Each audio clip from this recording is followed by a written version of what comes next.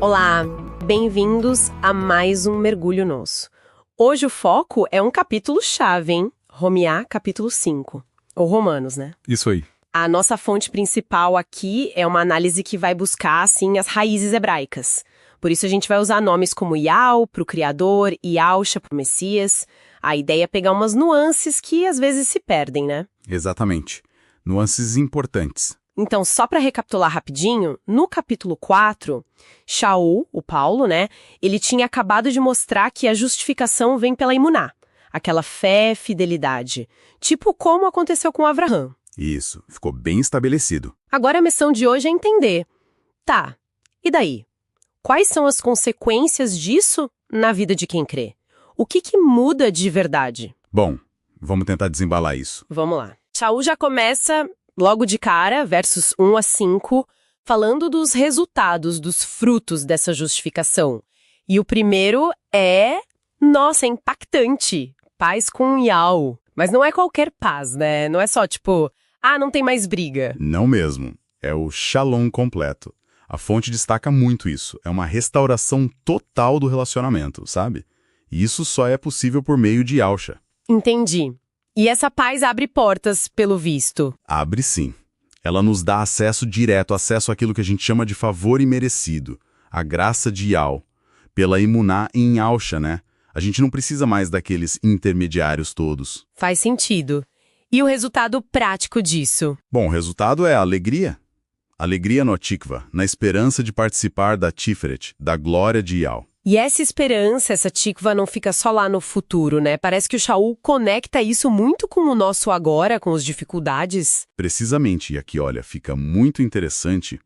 Nos versos 3 a 5, ele mostra que não é ter alegria apesar da tribulação. É quase encontrar um propósito, uma glória na tribulação. Tem um processo aí. Que processo seria esse? É assim, a tribulação, ela produz perseverança, resistência. Essa perseverança, com o tempo, gera um caráter aprovado, sabe? Alguém que foi testado. E esse caráter, por sua vez, fortalece a tikvá, a esperança. Interessante essa cadeia. E essa esperança, segundo a fonte, ela não é vaga, não decepciona. Pelo contrário, ela nos torna destemidos. E por quê? Porque tem uma garantia. Que garantia? O ahavá, o amor de Yao, que foi, como diz o texto, derramado em nossos levavot, nos nossos corações, pelo Ruach HaKodesh, o Espírito Santo. É como se fosse uma infusão real, sabe? Não é só uma ideia, é algo sentido, interno. Uma infusão real. Poderoso isso. Mas, assim, na prática, como a gente pode ter certeza desse amor, especialmente quando a gente falha tanto, né? Boa pergunta. E Shaul responde direto nos versos 6 a 8. Ele apresenta a própria máxima, o argumento final, digamos. Yausha morreu por nós. E quando? Quando éramos fracos, injustos, até inimigos. Nossa. O ponto central do verso 8 é esse.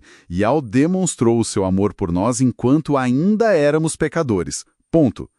Antes de qualquer mérito nosso, antes de qualquer obra, qualquer ritual, a iniciativa foi toda dele. E isso realmente muda a perspectiva toda. E olha, a fonte que a gente está usando destaca uma distinção ali nos versos 9 e 10, né?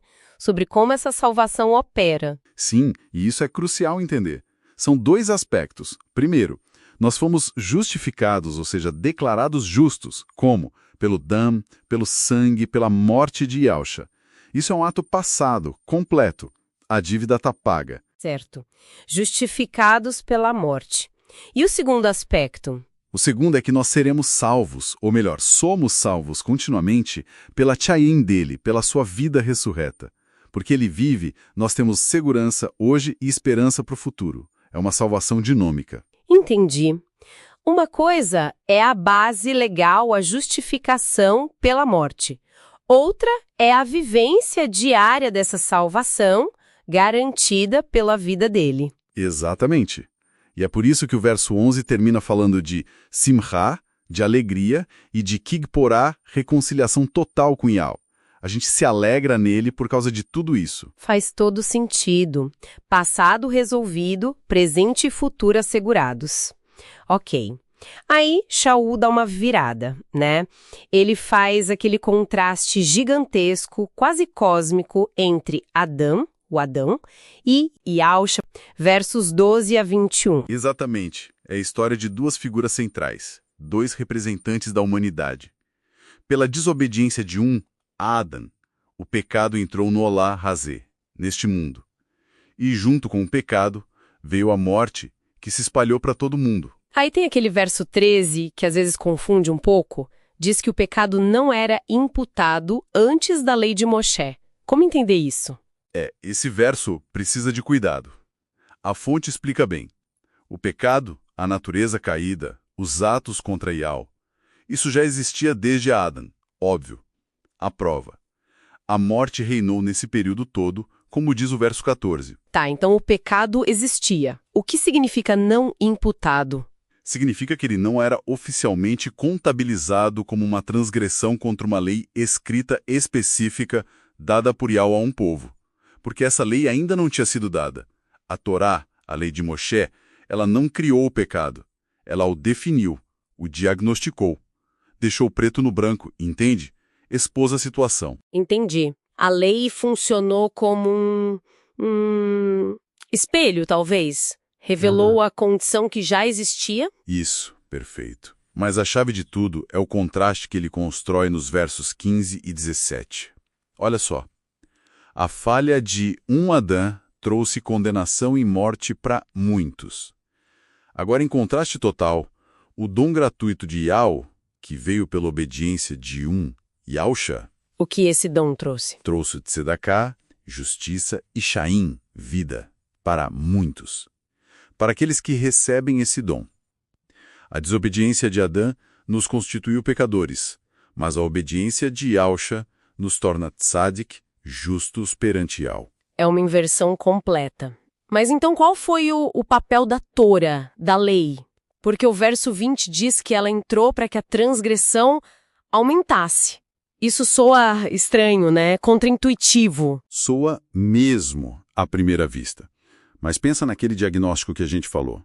A lei funcionou como um exame mais detalhado, tipo um raio-x ou uma ressonância. Ao definir claramente o que era certo e errado aos olhos de Yahweh, ela fez com que as transgressões ficassem mais evidentes, multiplicadas oficialmente. Ah, entendi. Ela não causou mais pecado, mas tornou o pecado mais óbvio, mais inegável. Mostrou o tamanho do problema. Exatamente. Mostrou a extensão da doença. E ao fazer isso, ela revelou o quão desesperadamente a gente precisava de uma solução que não viria dela mesma, da lei, mas sim do favor imerecido de Yahweh. Faz sentido. A lei expôs o problema para a gente poder valorizar a solução divina. Perfeito. E aí vem a conclusão espetacular nos versos 20b e 21, onde o pecado se mostrou abundante, onde ele cresceu à luz da lei. O favor imerecido de Yahweh superabundou. Foi muito maior. Uau! O resultado final é esse. Aquele reinado do pecado que só levava à morte foi quebrado. Agora quem reina é o favor imerecido. E reina através da justiça, da tzedaká, que a gente recebe de Yausha através de Yausha. E para onde esse reinado nos leva? Para a Shaim eterna, a vida eterna. É uma troca de reinos. Então, o grande resumo disso tudo, o significado central, é que a gente foi tirado de um reino de morte e condenação para um reino de vida e favor imerecido. E isso não foi por mérito nosso de jeito nenhum, mas pelo presente, pelo dom de Yausha através de Yausha. Uma mudança radical de realidade mesmo. Uma mudança tão radical, tão baseada nesse favor imerecido, que levanta uma questão quase que inevitável. É uma questão que, aliás, o próprio Shaul vai ter que responder logo em seguida. Qual questão? Bom, se o favor imerecido, a graça, é ainda maior onde o pecado foi maior, será que isso significa, então, que a gente deveria, sei lá, continuar pecando para que esse favor aumente ainda mais? É uma pergunta provocativa, né? Nossa, sim! Uma pergunta que fica aí no ar para a gente pensar. E a gente vai ver a resposta do Shaul a isso no nosso próximo mergulho lá em Romeá 6. Isso mesmo. Por hoje ficamos por aqui. Que o Shalom, a paz completa do Criador Yahweh, esteja com todos. Shalom. Shalom.